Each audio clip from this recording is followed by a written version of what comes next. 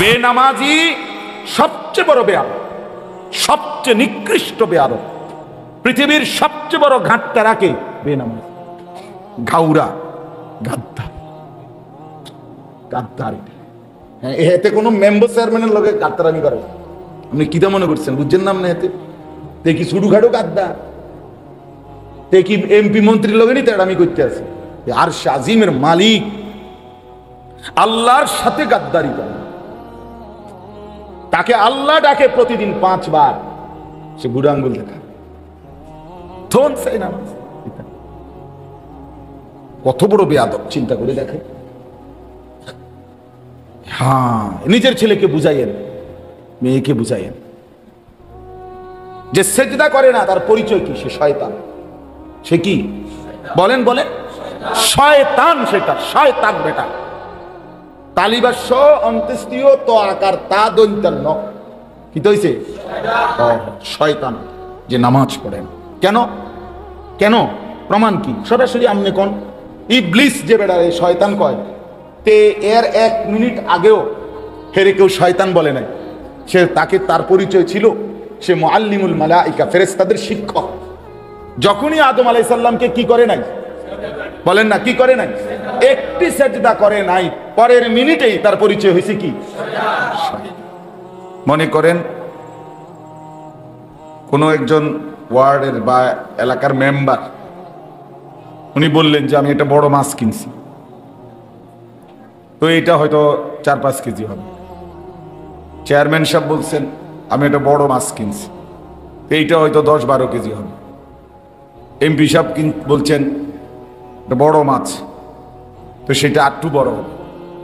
মানে ব্যক্তি যেমন, তার বলার আন্দাজ বা তার অবস্থানটাও সেরকম। ওই সম্পর্কের কারণে বিষয়টার হিসাব আসে। আবার মনে করেন যেই কোনো ছোট্ট ঘর, মসজিদ, ইট বালু সিমেন্টের তৈরি, যখনই এটা বলা হয় যেটা আল্লাহর ঘর, সাথে সাথে এটা দাম। এটা যখন বলা হয়, এটা যেই ছাপাখানায় আপনার ভাই এই মোবাইলগুলো নামান, এটি নামান, ভালো হইব, আপনি এমনি শুনেন, এটা ধরেন না, এগুলো ধরেন না, হাতে ধরলে মোবাইল বিরক্তিকর, ধরেন না, এমনি শুনেন, এমনি ভালো হবে, কথাটা মনোযোগ দিয়ে শুনেন। তো যেই জিনিস সম্পর্কের কারণে দামি হয়, আল্লাহর ঘর, রসুলের শহর মদিনা, এই যে নবীজি সাল্লাল্লাহু আলাইহি সাল্লামের সাথে সম্পৃক্ততার কারণে দাম। নাই তো ইয়াসরিব, যেটা মানে যেখানে নবীজির মদিনা, এখন বলি আমরা, উল্লেখযোগ্য ইতিপূর্বে কিচ্ছু ছিল না। মানে নবীজি সাল্লাল্লাহু আলাইহি সাল্লাম যাওয়ার আগে ওইখানে উল্লেখ করার মতো কিচ্ছু নেই। বলে গ্যাসের খনি আছে, তেলের খনি আছে, কিচ্ছু না। চারদিকে কয়টা পাহাড় আর কিছু বেদুইন মানুষ বকরি চড়ায়, দুধ দুহাইয়া পানি পান করে, কোন রকম জিন্দিগি চালায়, এই আর কি। যখনই আল্লাহ নবী সাল্লাল্লাহু আলাইহি সাল্লাম কদম ফেললেন, তো সারা পৃথিবীর সমস্ত জায়গা থেকে দাম বেড়ে গেছে। এই যে নিসবতের কারণে দাম, কার সাথে লাগছে এর ভিত্তিতে দাম বাড়ে। তাইলে এই জন্য এটা ছোট্ট হোক, আল্লাহর ঘর, আল্লাহর ঘর, এতে এটার দাম বেশি। রাসূলুল্লাহ সাল্লাল্লাহু আলাইহি ওয়াসাল্লাম বলছেন, খায়রু বিকাইল আরদ আল মাসাজিদ, জমিনের মধ্যে সবচেয়ে উৎকৃষ্ট জায়গা মসজিদ। রাসূলুল্লাহ সাল্লাল্লাহু আলাইহি সাল্লাম বলছেন আরেক হাদিস, আহাব্বুল বিলাদি ইলাল্লাহি মাসাজিদুহা, আল্লাহর নিকট সবচেয়ে প্রিয় জায়গা মসজিদ। মসজিদ তাইলে দামি নিসবতের কারণে। এখন যে কথা হবে তো আল্লাহর কথা, এই আল্লাহর কথা, এই কারণেই দাম। এটা যে কিতাব ছাপাখানার থেকে ছাপাইছে, ওই ছাপাখানায় আরো অনেক কিছুই ছাপাইছে, এই কাগজ দিয়েই ছাপায়, কিন্তু এটা আল্লাহর কোরআন, এটা বলাতে এটার দাম বেড়ে গেছে। তাহলে এই জন্য বললাম,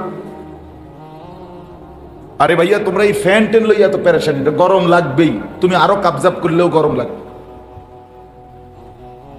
এমনি শোনো মিয়া, যা হইছে হইছে, আলহামদুলিল্লাহ। ঘন্টা খানিকের গরমে কিচ্ছু হইতো না, কি মারা যাবে, সাধারণ বিষয়।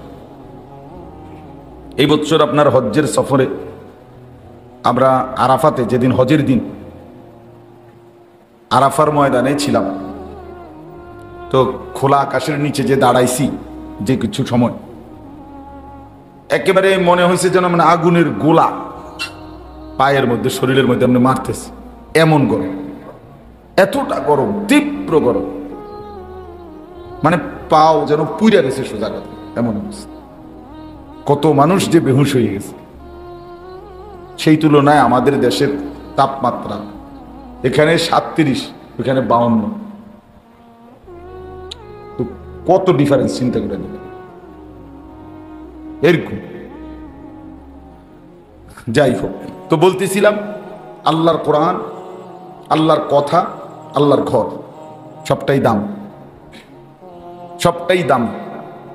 জন্য মজলিস ছোট হোক বড় হোক, উপস্থিতি কম হোক বেশি হোক, আয়োজন সামান্য হোক আর বিশাল হোক, আল্লাহর কথা যেখানেই হয়, যখনই হয়, যেটুকুই হয়, যে কয়জনই শোনে, সবাই দাম। আল্লাহ পাক সবাইকেই কদর করে, মূল্যায়ন করে।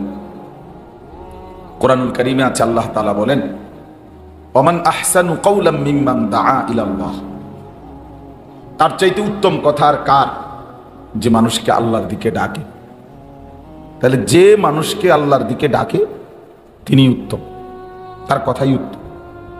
এবার কয়জনকে ডাকে এটা কোনো দেখার বিষয়, কম হোক কোনো অসুবিধা নেই। হাদিসের মধ্যে আছে রাসূলুল্লাহ সাল্লাল্লাহু আলাইহি সাল্লাম বলছেন, হাসরের ময়দানে প্রত্যেক নবী, পূর্বের নবীরা, ওই নবীর উপরে যে কয়জন ইমানদার, ইমান আনছে, ওদেরকে নিয়ে দাঁড়াবে। এখন নবী সাল্লাল্লাহু আলাইহি সাল্লাম বলেন, কোন কোন নবী দাঁড়াবে, ওনার সাথে ইমানদার শুধু 3 জন, সালাসা। কোন নবী দাঁড়াবে, ওনার সাথে ইমানদার স্নান 2 জন। কোন নবী দাঁড়াবে, ওনার সাথে ইমানদার ওয়াহিদ 1 জন। কোন নবী দাঁড়াবে, ওনার সাথে লাইসা মাআহু আহাদ, 1 জন, কেউই ইমান আনে নাই ওনার কাছে।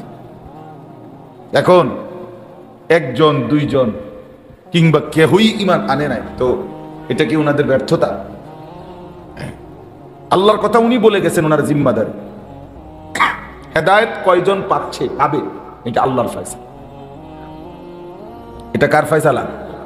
এটা গুরুত্বপূর্ণ। কত মানুষ এক কথায় বদলে যায়, কত মানুষ কোটি কথায় বদলায়, কত নাফরমান জিন্দিগি ভর আল্লাহর নাফরমানিতেই জিন্দিগি শেষ করছে। কতজন 90 বছর পরেও, 70 বছর পরেও তওবা করে জিন্দিগি বদলায় ফেলছে। এটা মালিকের রহম, মালিকের দয়া, আল্লাহ তাআলার মেহেরবানি।